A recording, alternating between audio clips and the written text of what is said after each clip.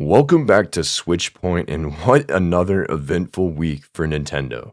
So, obviously, if you've been keeping up with Nintendo news, on April 2nd, Nintendo unveiled Nintendo Switch 2 in that Direct, and that was a very packed presentation. We talked for 4 hours about it, so please go check that out. And now, there's been some clarifications here and there, new updates, new announcements, that kind of stuff. So we have a pretty balanced week, I'd say, kind of just highlighting all this stuff and looking forward to the Mario Kart Direct as well. But Payne, what's up? How have you been? Been doing great. Been having some stewing time on some of the information that's been just settling in. Absolutely. I mean, it was a lot to take in, like $80 games, Nintendo Switch this, Nintendo Switch that. It was a lot, and a lot of positive, a lot of negative, a lot of mixed, but overall I was just so excited. And seriously, June 5th cannot come soon enough, dude. It can't. Seriously, that's when we'll truly get like all the answers and really be able to understand the direction of this next generation of Nintendo. Yeah, man. I mean, dude, we're getting close. We're getting close. I really think that honestly, yeah, I mean, we're gonna be talking all kinds of stuff about Switch 2, for the foreseeable future. But honestly, I'm just really excited to kind of get there day one and talk about like Mario Kart and talk about these different ports and stuff. I mean, that's gonna be. I know that's not something that everyone is looking forward to, but for me specifically, I am really excited to check out these games and say, how do you run on the Switch 2? How, like seeing, comparing it to like PC or PS5 and seeing kind of how it runs. Like, I find a lot of joy in that. So I'm looking forward to messing around with Cyberpunk and all these other games at launch. Yeah, I'm definitely excited to see how a lot of these games are going to change. I'm really hopeful for, of course, our first party offerings, especially after seeing Breath of the Wild and Tears of the Kingdom. So, gosh, I think we'll be really covered on that front, but I'm still really worried about some of that third party support. Oh man, for like in what capacity? Like, I mean, like just the upgrade from Switch 1 to 2. Right. Because Nintendo has, to be fair, gone on record to say that they're working as closely as they can with third parties to ensure backwards compatibility. So I'm hoping that this comes with some nice surprise upgrades and updates. Because Yeah. just thinking about games, especially like Doom 2016 and Doom Eternal, I think those really Yeah. deserve to get upgrades, games like that. Because obviously they'll run at their max caps on the Switch 2. So we'll be getting that, what, like 30, 900p tops in the Yeah, let's blurry go, man. textures. Let's So go. it's definitely a step up. It's some stability. But something Yeah. like that, after seeing what the Switch 2 can do with 120 FPS modes, like gosh, they need to get like id Tech up on this and really give us Doom at like 120 FPS on the Switch 2. I want to see things like that coming from the third party devs. Yeah, no, I agree. I definitely, I actually was talking to a friend of mine yesterday, and he was telling me about how he recently had been playing a little bit of Overwatch again. And I was like, oh man, I wonder what that's going to look like on Switch too. Because, like, all these live service games, you think that they have to get upgrades, right? Like, we already saw Fortnite. We know Fortnite's getting one. But, my mind keeps going all these different areas and places. Like, I agree the big, single player third party games like Doom, Doom Eternal, those absolutely need upgrades. And I also would say like Witcher 3. I want to see Witcher 3 get a Definitely. huge upgrade. And I want to see kind of what that's going to look like on Switch too. Because it's like, you know, so many people don't realize like how many huge third party games are there. I mean, yeah, Skyrim's there that could get upgraded. You've got I'm trying to think. Monster Hunter Rise. I mean, I'm more so interested not even in just the upgrades, but what we're gonna see new from third parties. You know what I mean? Oh, for sure. Like like Doom the Dark Ages is surely coming, right? There's So, no way it doesn't. There's just no way. like gosh, tell me just hey, updated 2016 and Eternal to just lead into Doom the Dark Age. I think that's a good way to hype it up. And I'm pretty sure Doom the Dark Age will probably be a bit more technologically chunky than the first two. Or who knows? They might just optimize it and be like, yeah, 120 FPS mode for that as well, or something. Even if it doesn't, reach that maximum target. Yeah, no, I mean, I think that 120 FPS for the first two games is definitely doable. I mean, even with Dark Ages, it's possible. But I will say, it's like I'm really curious because you make a really great point. I really do think that upgrading those games would go a long way, and you could package them even together as like a bundled in one all on the cart thing of like, hey, here's Doom 2016, Doom Eternal, Nintendo Switch 2 edition as a bundle, and then 2 months later, Doom 8 Dark Ages is coming on Switch. Like, and I'll say I don't know that people believe this. I don't know that I personally believe it, but I want to throw it out there. I honestly wouldn't be surprised if Dark Ages comes out like in like the fall or like, near kind of Christmas time and the holidays. Yeah, I figured that's probably the best bet for Microsoft to release that title on multiple platforms throughout the year around then. I love my wording there, throughout the year around then. But There you go. but yeah, that's like the best way for them to make a bunch of money. And this is, did Indiana Jones do good? I'd say this is probably their biggest release of the year. Yeah, yeah. Indiana Jones. Well, the problem is Game Pass, dude. So Indy's coming to PS5 this week actually. So, I think that's something you have to think about. Like Indy didn't release on PS5 day one. Doom is. So Doom's coming to PC, PS5, Xbox day one. I think the Switch port, you probably if you're Microsoft and you're id, I think you want that on as many platforms as possible as soon as Definitely. possible. So I wouldn't be surprised. I mean, optimization is a thing. Maybe it takes, till early next year to get Dark Ages on Switch too. But, I don't think that they're going to have an issue doing that. I just have to say, like, I keep being like, oh, this game on Switch. And I'm like, oh, yeah, Switch 2. I was doing the same thing back a few podcasts ago. Dude, it But happens. It's hard. I mean, it's kind of hard. I mean, to be honest, in like 2 or 3 years, we pretty much will just be calling the Switch 2 the Switch. No, I mean, because you have to look at the Switch 2 as like the Switch platform, right? And it's hard because it's like, people are like, yeah, PS5, like am I supposed to say like SW2, like Switch 2? I mean, it's fine. It's just like, a lot of the time with the Switch, we've been calling it just Switch, Switch, Switch for 8 years now. And so it's like, jumping and being like, oh, Switch 2 is just kind of foreign, at least at first. And yeah, even from time to time, I'll catch myself just saying, hey, hand me the PlayStation controller. I'm not gonna every time go, hand me the PS5 DualSense or whatever. Yeah. So, look, we're just future proofing things. The Switch 2, that's actually just a Switch. Catch up. But Yeah, right. trying to some more like third party offerings that I'm not really expecting to get upgraded, updated, what have you. But I'd really love to see the HD 2D games just get the 60 FPS 1080 treatment Yeah. because gosh, just a 720/30 for Octopath 1 and 2, Live Alive, Dragon Quest. It's nice and it works, but we're working with something above the PS4 now. So on PS4, those games run 1080 60. So I'd just like some of that because honestly, the Switch 2, as long as, all these ports are made correctly going forward, that's probably going to be my JRPG machine. Oh, facts. Dude, PS5, Soul, who's, Soul, if you're listening, Soul is our managing editor who works with me and Payne.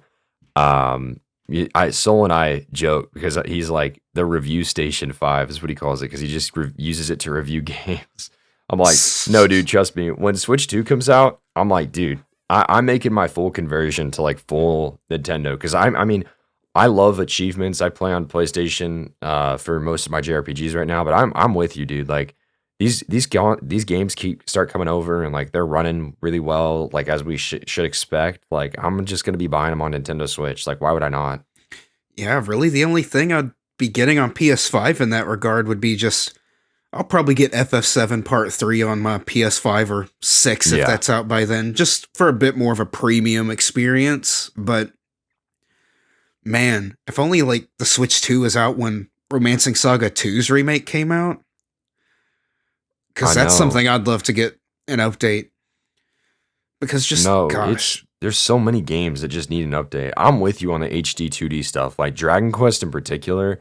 You know, when I actually previewed the game last year before it came out, you know, I played it in June and I got to play the Switch version, I got to play the PS5 version, and it's like night and day, dude. And I mean, you know, that game looks gorgeous on the OLED for sure.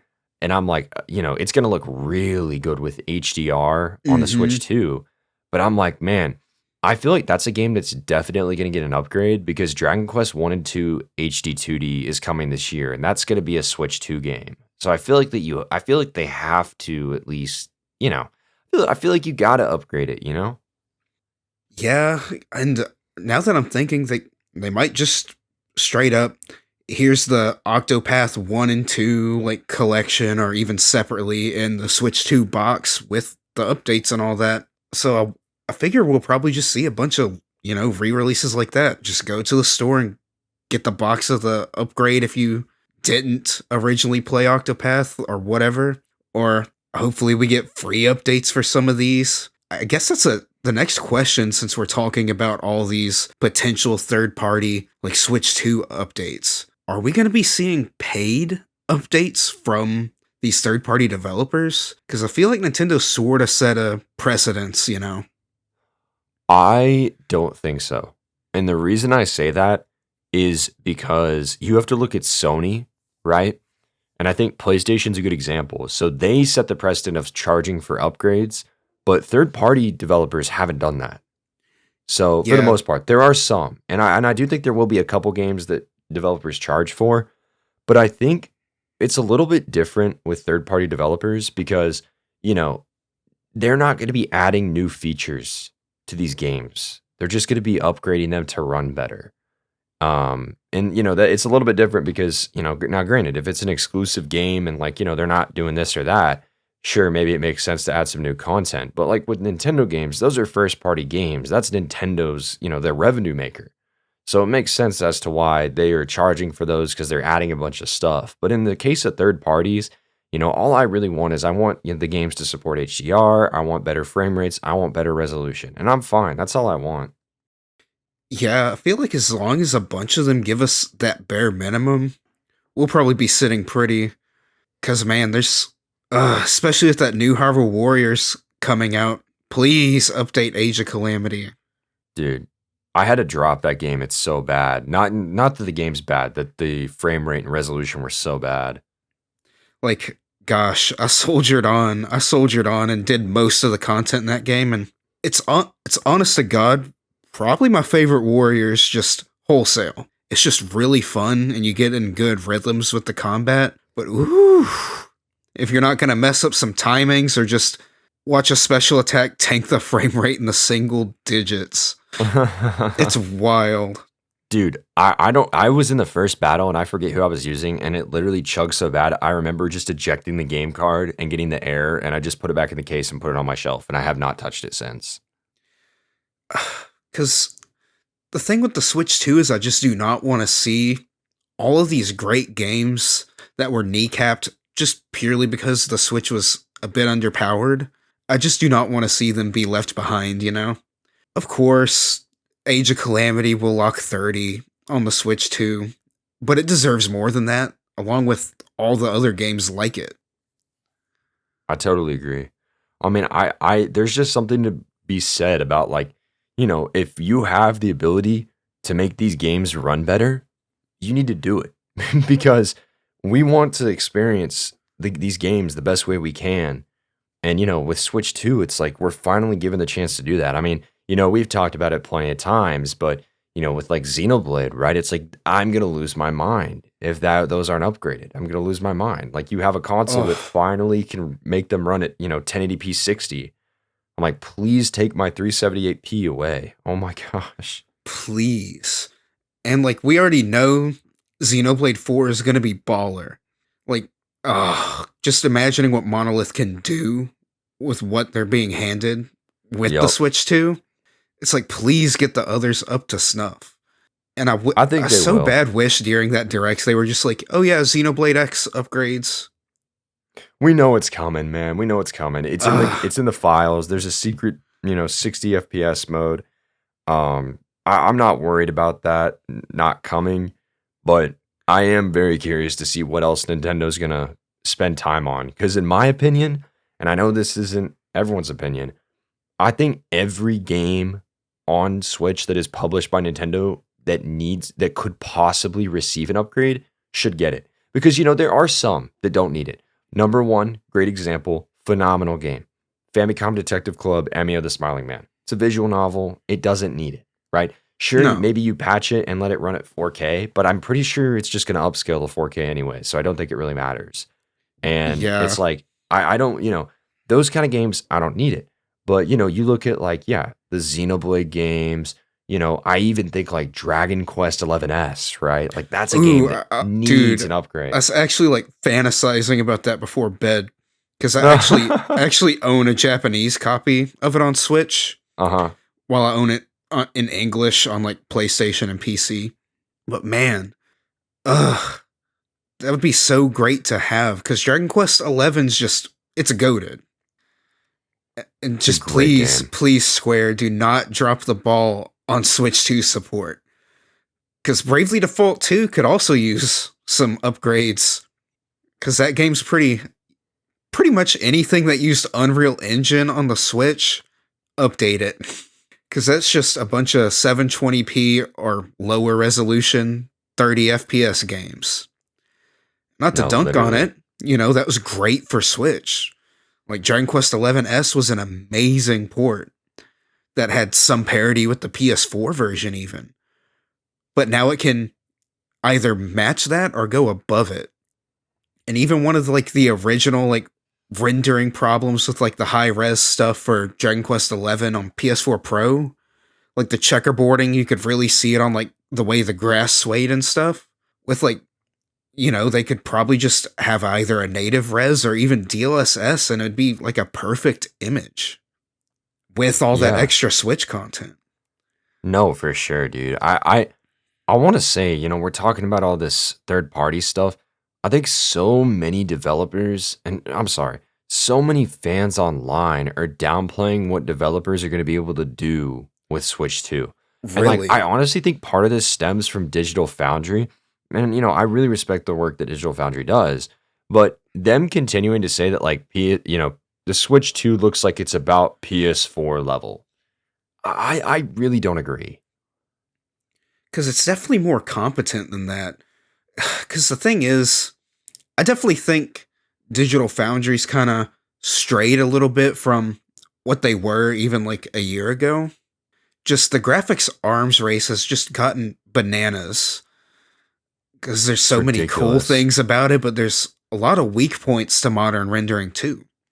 But gosh, and the thing is, you can't deny the fact because I remember I think I mentioned it in a prior podcast. They had a video discussing like the leaked Switch 2 specs and comparing it to like a mobile chipset laptop PC.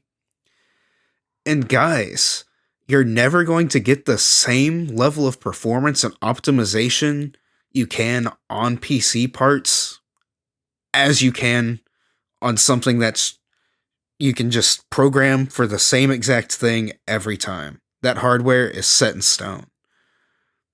It's just not going to be the same. No. And like honestly, let's be real. Like people also kind of fail to understand again that like mobile versus like, mobile hardware is different than, like desktop hardware. And regardless, the Switch 2 is a very capable machine with DLSS.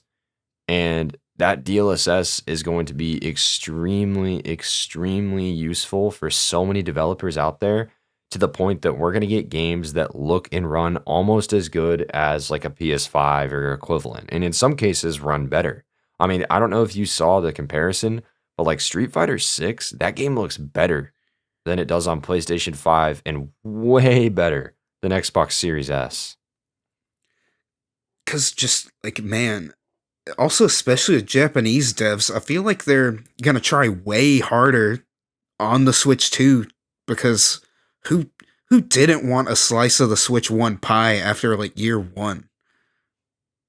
Everyone. I mean, it's Exactly. it's so funny. Like, Nintendo got like Skyrim and stuff and some really good games that they were able to secure, but beyond that, it was pretty slim for third parties. And then all these third parties take a step back and they're like, "Oh crap! Like this is actually selling. Like this is actually huge. We have to put games on it now." And so, people scrambled to put their games on there, but now Nintendo's getting all the support from day one. I mean, I look at games like, dude, Borderlands 4 is coming day one to Switch 2. And like many third party devs have gone on record recently to say that they're happy with this hardware. So why shouldn't we be if the actual people making the games are happy with it, you know? Yeah, dude. I mean, for real, it's like, you can go cry about tech specs with your console warrior bros. Like, let's be real. If the developers are happy, then we should be very happy because the developers are the ones making the games and they know way more about the tech than you and I. So, regardless, I'm really excited, but I wanted to talk on some of the stuff that kind of got changed or updated since last week. And I know you've got a kind of some stuff in mind, Payne. Yeah, there's been some like back and forth on a few things, and I'm still slightly confused on some things, like that whole debacle of the Switch 2 editions are actually the Switch 1 versions on the cart, and then the upgrade download code. But then some people reached out and they're like, okay, no, this is like an actual Switch 2 edition all on the cart. So we've been getting things cleared up at least, but it's still like, gosh, just letting that first chunk of bad press come out can legit sour many people on it. Because do you think the average Joe's gonna go really looking to see it if this has been corroborated by any, good source? No. No. Well, dude, it all just boils down to Nintendo's terrible communication about this console. I mean, I'm sorry, like I have to say it because it's like, man, like you're so right about, them going back and forth with this game card stuff. It's like the fact that we had to have like three different people reach out to the different My Nintendo Store customer representatives to get literally a confirmation that yes, the game and the contents are going to be on the card. Like, that's insane. And I just don't get it. And that dumb banner in the front of the box, I'm like, dude, like, Ugh. no, I don't understand why that's there then, because that just causes confusion for consumers. And it even took like a couple news cycles to even really for me to fully understand what the like game key card things were. Like Yeah. what it is, it's like a just a physical DRM. There's probably like 1 megabyte of data, if even that, on that cart, but you get to download it. Well, Which, that's I, key. yeah, yeah, because I was confused about those when they first announced them, and it took a minute for them to explain it properly, in my opinion. But No. like, this also makes me think. I wasn't confused about a single thing really with the PS5, but we also had like a 50-minute like Mark Cerny breakdown of it when like right before it came out. And I get Nintendo is catering to a bit of a different audience in general, much broader. And people did complain about like that PS5 tech breakdown just because like, who cares? Show games. But I think stuff like that's important. Having like an actual breakdown, having someone knowledgeable about it, explain everything and every little detail to you, it can be a little exhausting, but I feel like that eliminates confusion. For sure. I mean, I'd rather be overinformed than underinformed. For It's sure. this is something that I operate with like my management style at Final Weapon, right? It's like I manage our entire content team, everyone, and we have a ton of people here, like 16 people now. It's crazy. But, I tell everyone, if you have questions, even the tiniest thing, just let me know. Because even if you're messaging me like a ton and blowing up my inbox on my email, I don't mind. Because at the end of the day, I'd rather answer the questions and make sure I know everything about the situation than be uninformed. And I think this is just exactly what happened with Nintendo. And I mean, yeah, the game key things, my interpretation whenever I saw and read about it was, okay, so this is kind of the those games that came on Switch that were like, download required, basically, right? Hmm. And that's what they are. It's games that have the download required stuff, but I think it's even better than that I because there were agree. actually quite a few games on Switch that were codes in the box. And you basically had to go in and you just got a piece of paper. And I think it's really important that now, granted, I am absolutely against this. I think it's so ridiculous that we are not going to be able to download so much. Like Bravely Default being 11 gigabytes and we can't download it is pathetic. I'm sorry, it's ridiculous, and I'm really upset about the way that developers are using it. But I do think that it is a very valuable piece of, I would say a valuable asset that companies can use for games because instead of just saying, you know what, like apparently rumor has it that obviously, and it makes sense. These cartridges are very expensive, right? Up Yeah. up to rumor says up to $15 per cart. So Sheesh. that's a lot. That cuts into a lot of profit for a company. So I get the whole reasoning behind, okay, the game key carts are there for, maybe smaller developers that can't afford it or something like that.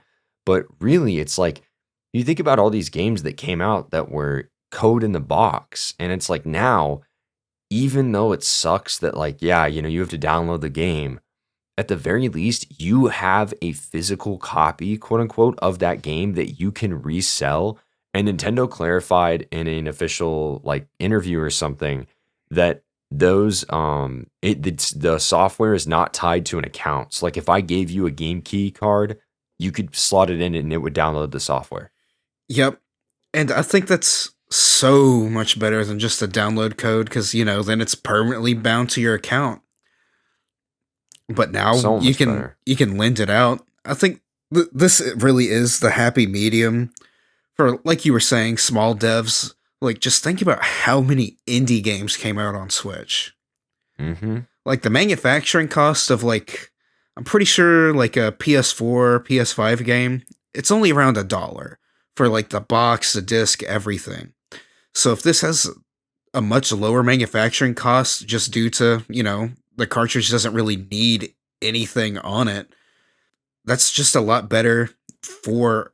I wonder if we would see even more like physical releases, quote unquote, because like I was saying, there's so many indie devs that, like, let's say, okay, it's download only at first, this new indie game, and then what if it's just a runaway success? Then they could work with publishers or other companies to actually get physical versions while not breaking the bank, you know? Yeah. No, I mean, I will say, and I don't know, I'm very against. There's so much misinformation online. It's ridiculous. I can't believe that people are falling for it, but that's also Nintendo's fault because they haven't said anything and they let this happen. But I do want to say I did read something the other day that was more of a rumor that apparently, and again, just a rumor, that Nintendo might have only offered two different game cart sizes for Switch 2 at this time, being one at 8 gigabytes and one at 64. Ah, And so when you think about that and you think about these game key cart situations, it kind of makes sense if that is true. Because take a game like Bravely Default, that game is 11 gigabytes, and that's too big for 8 gigabytes, but 64 is like the opposite end of the spectrum. And Square would have to pay, let's say it is 15. They'd have to pay $15 on per game on a $40 game, right? That's where I'm kind of like, I don't know that that's true, but I will say if that is true, I think it adds some validity to what we're seeing in the market right now with so many game key cards. Yeah, because a $40 game like Bravely Default, if the manufacturing cost is 15 for that bigger card that they would need, that's basically half of the profits just gone. So uh, they really need to get multiple sizes out if this is like, a valid report. Because, geez, depending on how long this could last, we could see a lot of game key cards. I know. That's what And I was that's thinking that's going to about. lead a lot of people to just thinking devs are lazy or greedy when their hands are kind of tied in a semi reasonable way. Because I wouldn't want, you know, Square to like lose money on a remaster for Bravely Default like that. Yeah. No, I mean, I agree. And I think it's going to be interesting to kind of see what happens with that. Because let's say that, again, let's operate under the fact that, like, okay, maybe this is true. If it's true that there's only two sizes, this needs to be fixed as soon as possible because I think you're going to see a lot of games come out over this first, 8 months of Switch 2 that are not going to use, that are, game cards. They're going to use game key cards because they don't have an option. And so hopefully that gets remedied. I think Nintendo, realistically, if I'm a developer, I'd probably be asking for, a 16 gigabyte cart and a 32 gigabyte cart, maybe even a 48, maybe. But I think at least a 16 and a 32 lets you say, okay, your smaller games that are a little bit bigger than 8 gigabytes, great, you've got a cart. And then if you're like a medium sized game, anything from, 0 to 32, you can go with the 32. And I think that that's hopefully what we'll see. But if not, it's going to get really interesting to see. I was thinking about this. I wonder if physical manufacturers like limited run games and VGP and stuff like that, I'm wondering if they're going to look at manufacturing, you know, not game key cards, like carts, actual carts for these games they just got a game key cart, or if they're going to consider that that has a quote unquote physical. You know what I mean? It's going to be interesting. Yeah, like basically the game key cards are basically just working how, our disc games on PlayStation and Xbox have for a hot minute, where basically is just a DRM on a disc. Well, along with game data, of course, and then it installs to the system. So it's similar, but honestly, I'm almost expecting limited run, except for like the smallest of games, since they do a lot of like they're doing the original Doom 1 and 2 re-release physical again. Like I could Yeah. see that just being a tiny cartridge, like let's say the 8 gigabyte doesn't cost that much. They might do that. But for something like Doom 1 and 2, I figure if they did a Switch 2 release, it would be, just, oh, here's the game key card. The games are like megabytes, dog. Just download them. Right. No, it's gonna be really interesting. I don't know. I mean, that's a thing. Nintendo has such a high percentage of physical owners, so it's gonna be really interesting to see if this shifts people to digital. Like I know for me at least, I'm still, regardless, I'm not happy about it, but I'm gonna be buying these game key carts because at least that lets me quote unquote own the game. You know what I mean? Like at the very least, like I have ownership, and if I need to sell it off, I could sell it off. And I don't, I'm not saying I'm going to sell it off, but having the ability to do that is important because you can't do that with a digital game. No. And you talking about them having 16 and 32 gig cartridges, that really needs to happen ASAP, as we said. But a part of me's thinking, because they did reveal the file sizes of a lot of these games, like Mario Kart's like less than 24 gigabytes. Yep. So are they cramming this on like a 64 gig cart? And I then know. like, okay, this is why it's $80. Gosh, I mean, I can't imagine. See, that's where I'm lost about. That's why I don't necessarily think I believe the only two sizes because I just don't know. Like, is Nintendo really sitting here being like, yeah, you know what? Like, we're just gonna eat the cost. Like, we're just gonna have a 23 gigabyte game on a 64 gigabyte card. Like, I just don't know that I believe that they're willing to spend the $15 for that. Maybe I'm wrong, but then it's like, and you can even take Mario Kart out of it. Donkey Kong Bonanza, same thing. That's a game bigger than 8 GB. I mean, I don't remember the specific It's size, it's but around you know, 10. yeah, like that's bigger than 8. So would that be on a 64 GB card? Like it makes no sense. I think that most likely they do have like at least three sizes. If they don't have 16, they probably have 32.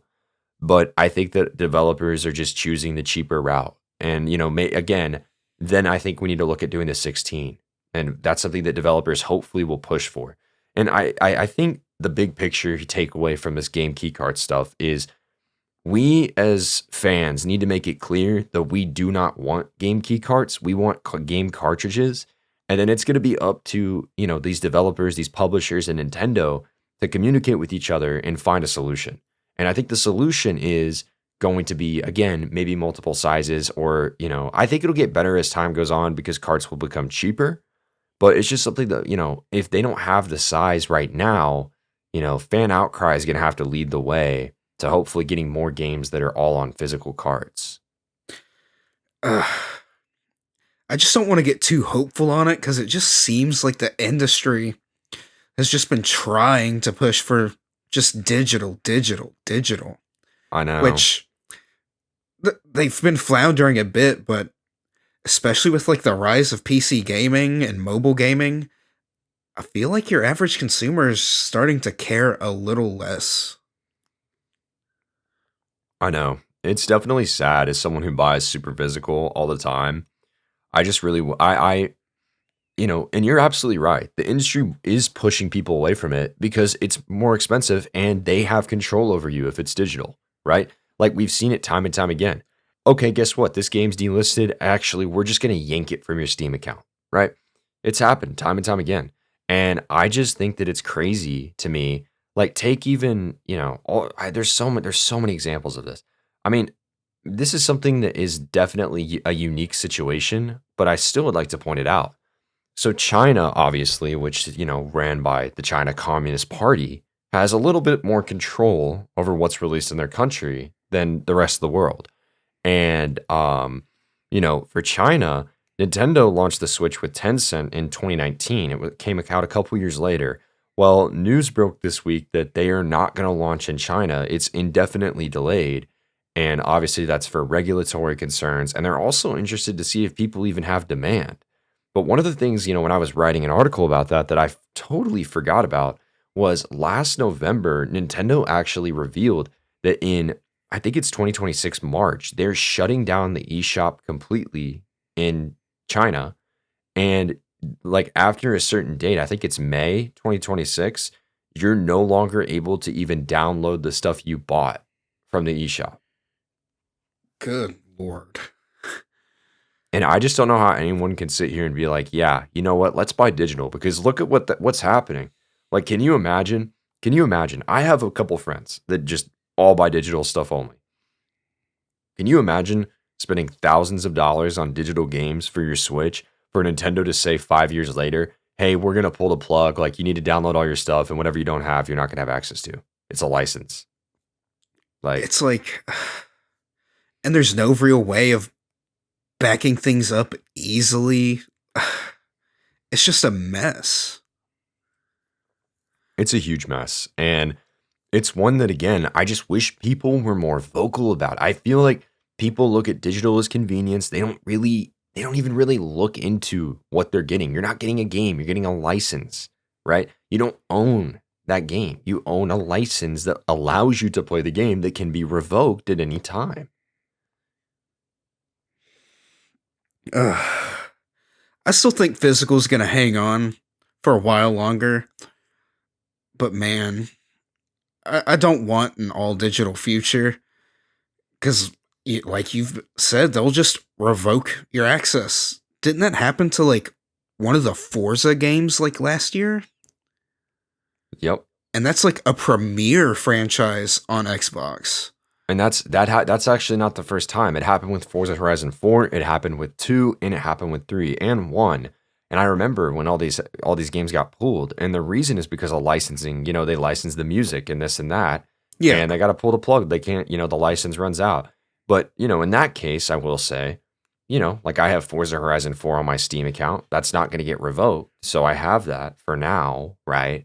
But it's just something that people need to be more aware about. And I think that the real thing that needs to happen is there needs to be diplomatic change behind digital products, and there needs to be legality that explores actually owning something digital, right?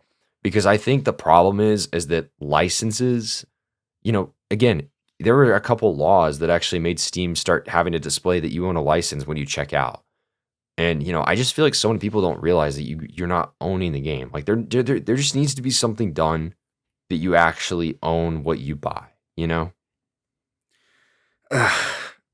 You see, this is like something NFTs could have possibly been useful for, or No, I just mean, yeah. anything.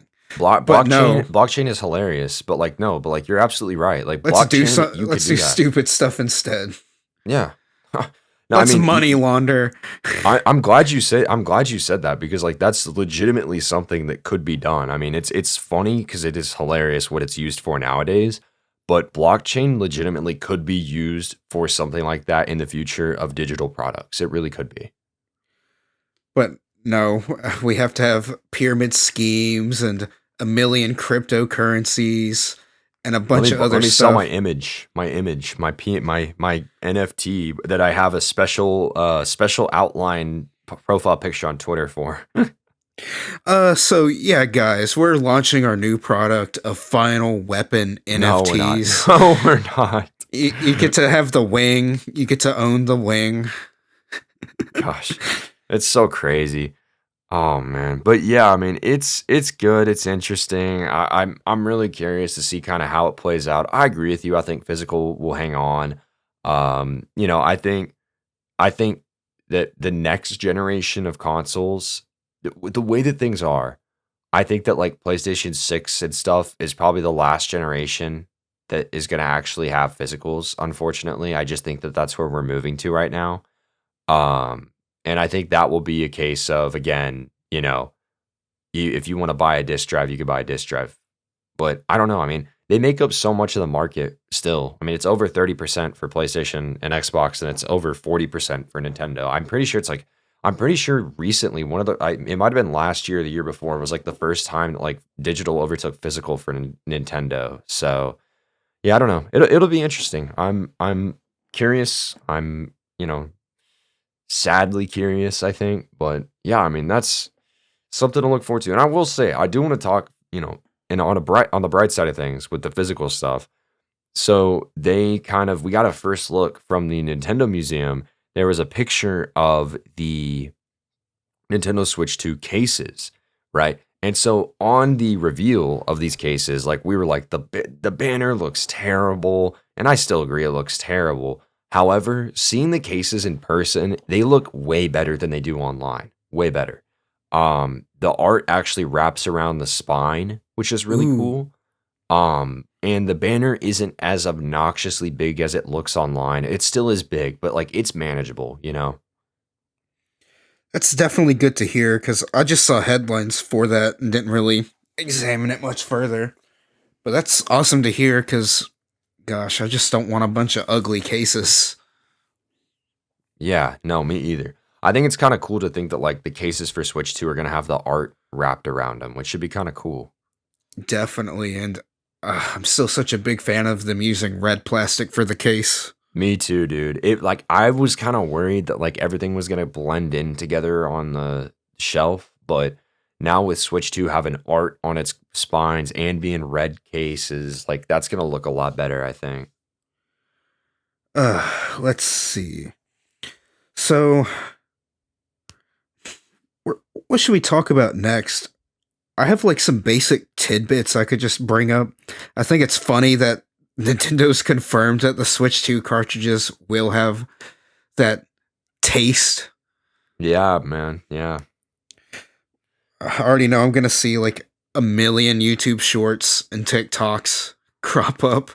Like, I'm gonna lick the Switch 2 cartridge. Dude, do you remember when the Switch launched and like that was like the biggest thing in the world was people like licking their Switch cartridges?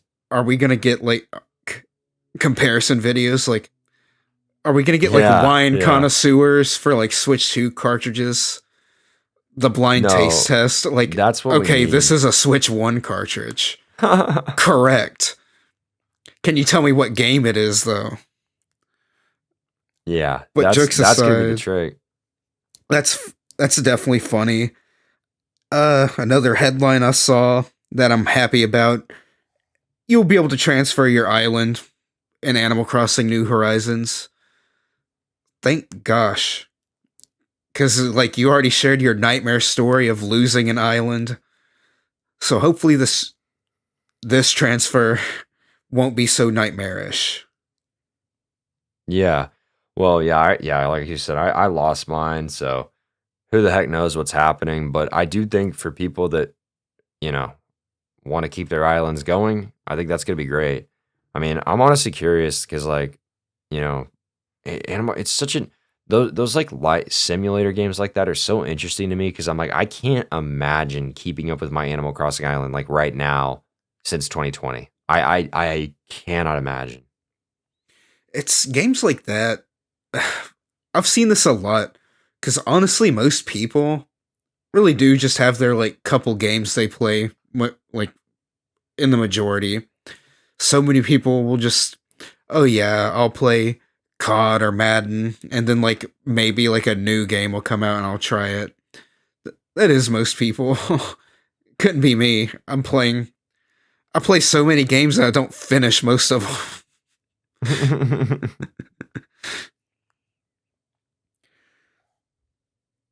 But gosh, just basically the theme of the past like I guess 20 minutes has been please look out for misinformation about Switch 2 cuz there's it's still running rampant. It really is, and it's everywhere, and there's so many people that are just being blindly, like, spitting out stuff. Like, okay, so there's another one, right, that, like, people keep saying $90 physicals, $90 physicals. That's misinformation. There was a listing on Nintendo on one of the Nintendo of Europe, storefronts for a €90 physical, which is different. But it's gone up on France and it's not been €90. So we don't really know what's going on with that. But it's $80 flat, digital and physical in the US. And Nintendo's not charging more for physicals in the US. So, and anywhere else really from what we've seen. So, Gosh, the Switch 2 is so close, but it feels like we don't understand it that much more than we did when we were making theories about it. I know, like we got some really good questions answered, but then yeah, there's there's a lot more that opened up. So June cannot come soon enough. But I want to transition before we close this one out because I do want to talk about Mario Kart World.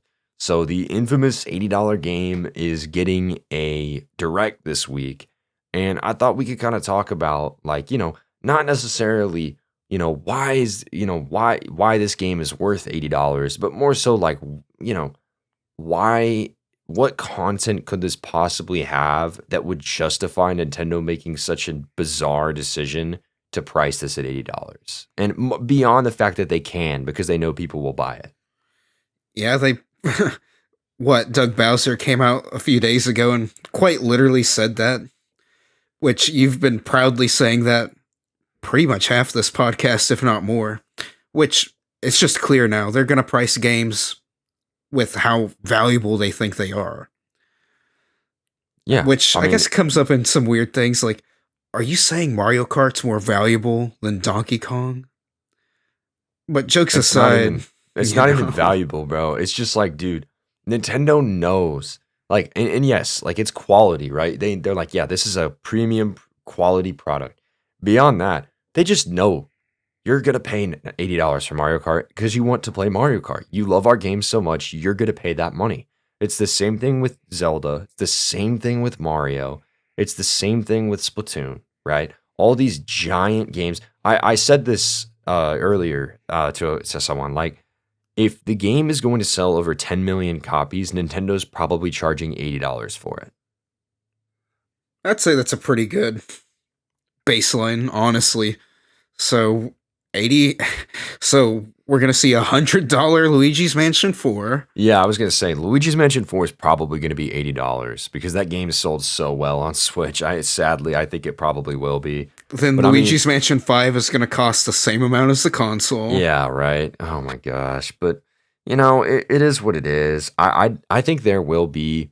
See, that's my thing. So and you're right. I'll own it. I was on the money. I know I was because I know Nintendo like a book front and back. I mean, it's a pretty easy company to read if you do enough. If you do enough, living and researching, they're pretty easy to understand. But they do things their own way. And I think that with them, it's going to be really interesting to see. Like Doug Bowser said, that you're seeing like, price variability. And, like there's really no definition for like, what are you talking about? Like we see $80 and $70 games. So my question becomes like, okay, so take a $50 game like Emio. Like, what is that going to be priced at now? Is that going to become the new $60 game? Like, I don't know. I mean, there's just no telling until we get like a full year of Nintendo titles. There's just no telling like what kind of games are going to be priced at what price, which is annoying. It's a communication flaw. Truly, I'm pretty sure during like the Wii U era, it feels like their YouTube channel was littered with things just explaining like every feature, how everything worked for like various games or eShop stuff. I feel like they should push out more little primers like that at bare minimum. Yeah. No, no, I agree. I mean, I think that they need to open up communication and squash this misinformation because right, you have to think about this, right? We say it all the time. We are the minority. We are the very engaged group that is the minority. And in this case, if this group has all this misinformation, like what is the average consumer? What would they say they know about Switch 2? That's what's concerning to me. Like if you're fooling with misinformation on all these hardcore fans, like what are the casual players saying? Like I had my girlfriend send me like a Facebook post of one of these like headlines before anyone really knew anything, and I just had to be like, "Oh, well, gosh, this stuff's just being circulated all over something like Facebook." You know, that thing your grandma, your mom, everyone that you know is on Facebook just seeing misinformation being spread like a wildfire. Yeah, I mean, dude, it is what it is. It's like this is again, once again, this is Nintendo's fault. Like they let this happen and until they step up to the plate and they're like, "Whoa, whoa, whoa, like let's correct the narrative." The narrative is controlled by the public, and the public has a lot of wrong ideas about what's actually going on. I mean, dude, I still see people talk about the game cart key cart thing saying like, "Oh yeah, all games on Switch 2 are digital now." Like Oh it's boy. insane. It's insane. But oh yeah, Mario Kart. Yeah, let's get back to that. So, what are you hoping to see at the direct? I definitely want to see just how much meat is especially to that free roam mode. I really want to see Yeah. that cuz if it really is just a bare bones, you get to drive around, that's cool. Take some pictures. We talked a bit about like perfect sandbox thing for, kids or people who like that sort of thing. But I think it needs some meat. I'm pretty sure I'm pretty sure it was Bill Trennan was the one that came out like, "Oh yeah, this is going to be like the deepest Mario Kart, like genre redefining," saying this about like Mario Kart and Donkey Kong, which I'm at least inclined to believe just from what they've shown us. They look nothing short of amazing. Like we're talking like nines at worst. Mhm. But I with mean, Mario Kart, I definitely want to see just how much is inside of each individual element that makes this game unique. Like how is like the jumping and rail grinding, how's that going to come into play? Are there going to be things in the free tour mode that make it worth playing? Those are some of my yeah. big questions. And then what was it? Like are there like 90 Mario characters or something in it? Was that the just some absurd number. I want to see all these 84. creatures. 84 characters. It's crazy. I mean, I think it's so funny. Like, literally, Nintendo didn't. I don't even feel like they tried. Like, there's so many other characters that could have been added. It's like, okay, snowman, dolphin. Like, it's like, dude, there's so like you guys just added every enemy possible. It's like I want to see some where's Diddy Kong? Where's all these people? Like, I want to see these characters in here. But yeah, I agree with you. The big thing for me in the free roam mode, right? There is just no way that the whole thing about that mode is, yeah, guys, you know what? We're going to sit back and we're going to just let you drive around wherever and you can do whatever and link up with friends and take photos. Like, that would be the biggest letdown of all time. Like, what would even be the point of doing that? I think, and I said this in another video, like, I think what they need to do is that free roam mode needs to be a campaign. And what you should do is you should treat this like Super Smash Bros. Ultimate, where you have to unlock fighters. At this time, you unlock the racers. And so you have to drive around the whole world and you have to sit back and basically like race against and win in a race against all these different racers to, unlock them. And I think that could be really cool. Like, I think you have to have a single player for the amount of money that they're charging. There has to be a single player element. Like, there's no excuse not to. Uh, Gosh, I was just thinking of something, but it kind of slipped my mind. But like we were saying, even last time, there's so much DLC opportunity. If it's just Smash Bros. Kart would have been so perfect. I know. So I'm wondering if they'll be like, okay, the DLC pack, like you know how in this game it's just a big interconnected world. So like maybe DLC packs could just be islands. Like buy the Zelda pack and you literally get like a Hyrule.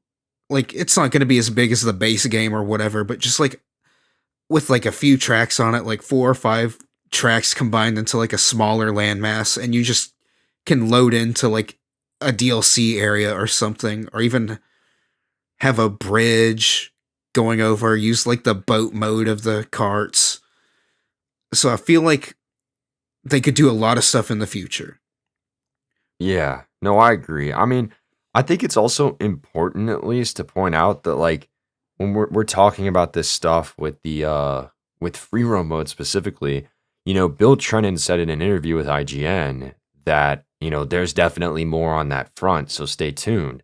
So I'm really hoping that when Thursday comes around and they air this direct, like it is just blow out of the water. Like, hey guys, here's all this cool stuff that you're gonna get to do in this mode. And I hope that there's another mode that they didn't talk about. I mean, maybe there isn't, but if there isn't, like free roam better be like the craziest thing. I mean,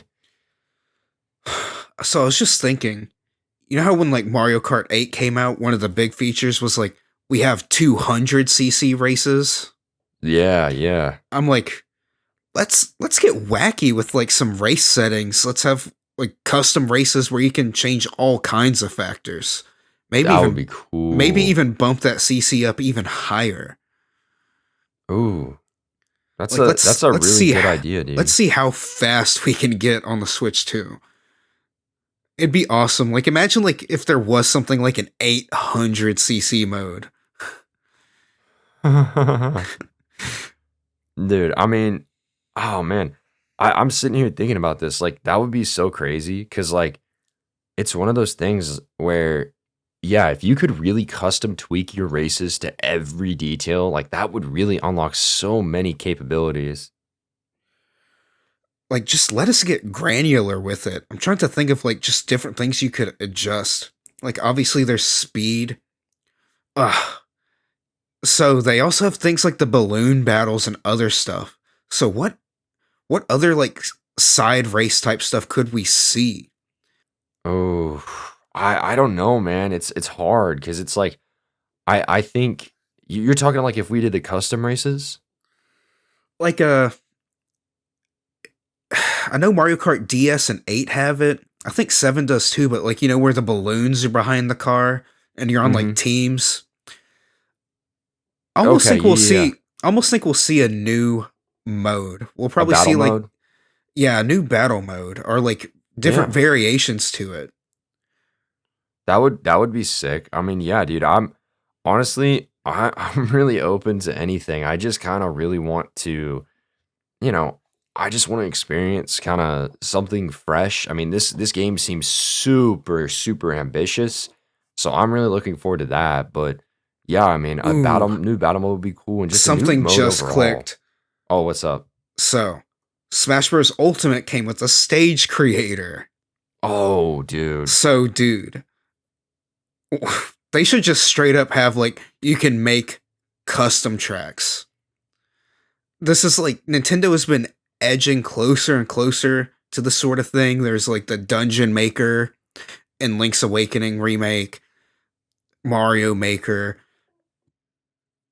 and like I said with Smash Bros, imagine having custom tracks and you can just have them be huge. Like you can just draw the tracks, you can draw rails, and things like Tony Hawk have been doing this for a hot minute. And then you could God. share them online. No, that's super cool. I mean, yeah, that would be sick, dude. Like a Mario Kart Maker, basically. To me, God, that would like justify the $80 price point for so many people. Yeah, Like if you have yeah. this already content rich game, mechanically deep with a lot of stuff in it, and then on top of that having like a track builder or even maybe a full on Grand Prix maker. Ooh, yeah. That would be sick. Yeah, I agree with you though. There has to be something like don't get me wrong. What we've seen is really great and ambitious, but there just has to be something that we can take a step back and be like, "Oh crap, like this is crazy." You know what I mean? And we just haven't gotten that yet.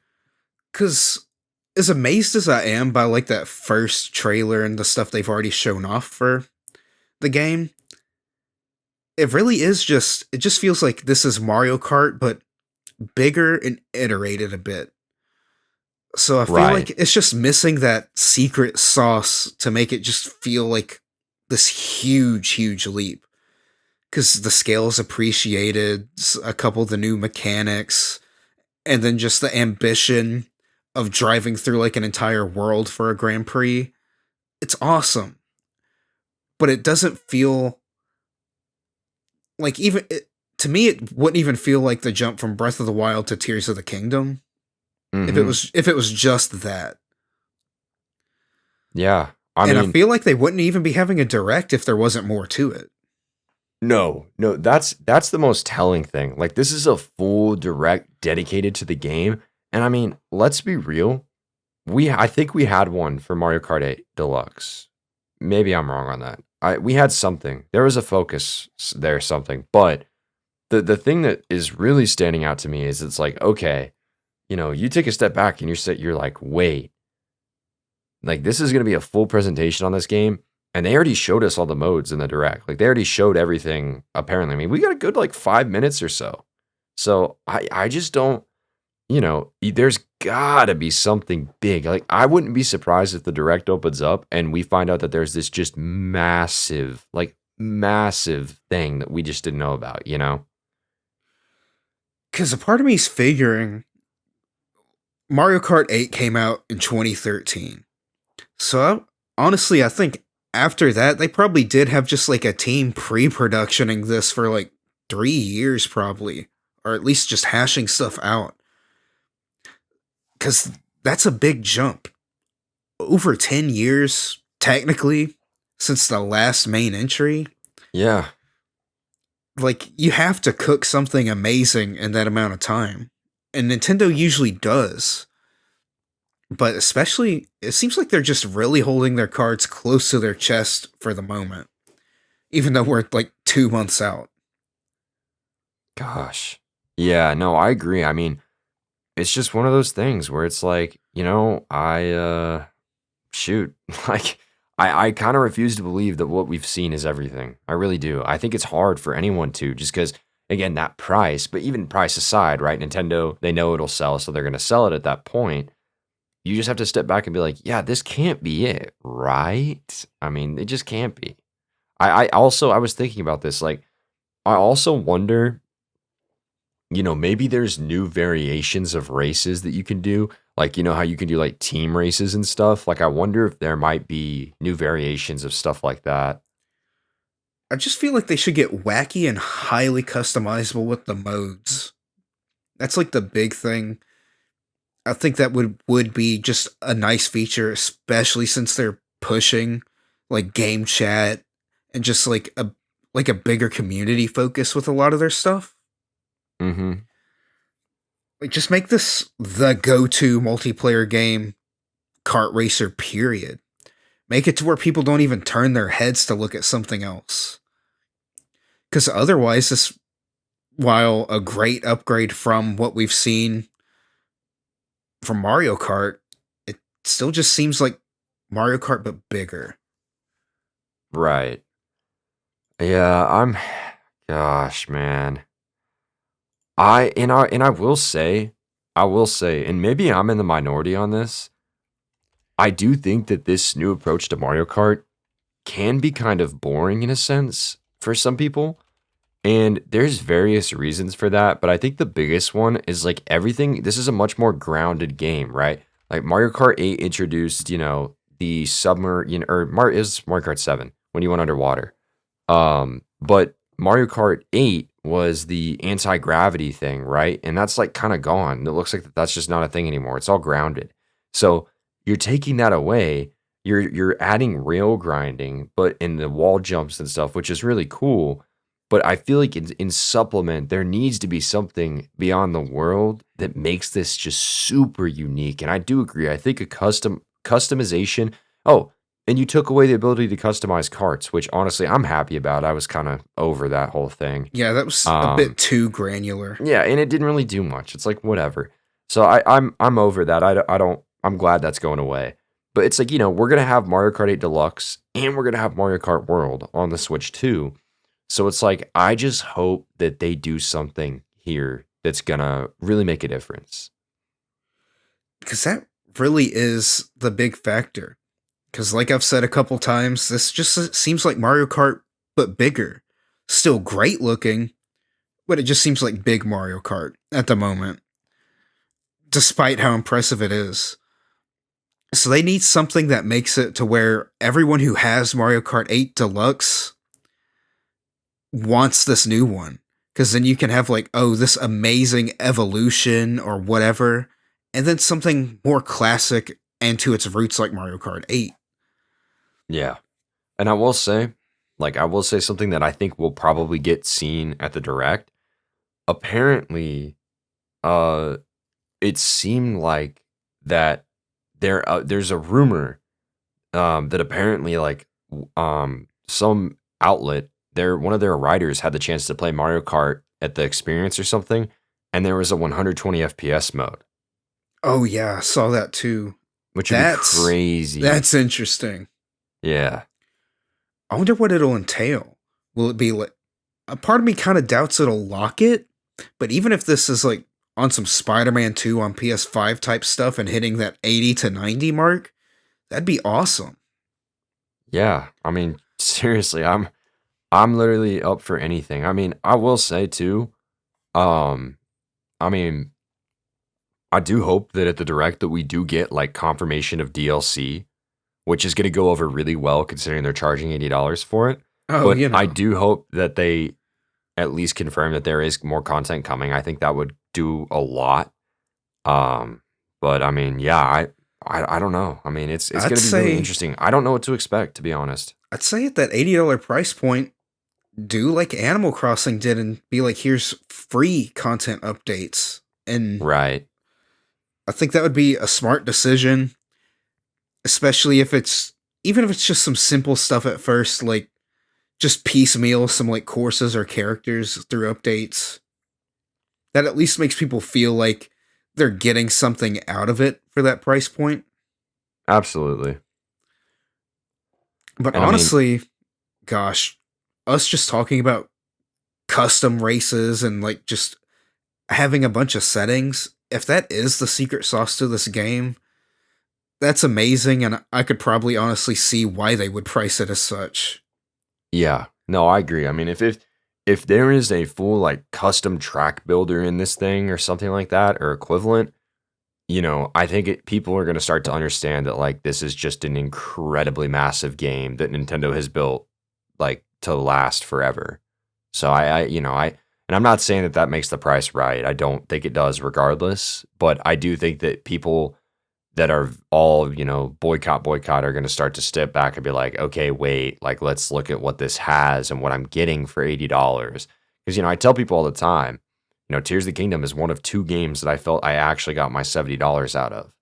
And, I'm not saying that I'm thrilled to be paying $80 for Mario Kart World, but I mean, it is just something that you're going to have to do if you want to play the game. And Nintendo knows that that's how people operate. They know you're going to buy it anyways. So, here's hoping that there's some really fun stuff at the direct and we get a really cool, announcement or two we get to talk about. But I'm looking forward to tuning in. I mean, I know you are as well. For sure. This is probably the most excited I've been for a Mario Kart. It looks Me too. extremely good. Me too. I mean, it just looks fresh and new. And honestly, I think that's what the series needs. But with that being said, guys, that's going to do it for this episode of Switch Point. Thank you guys so much for listening, and we'll catch you next time.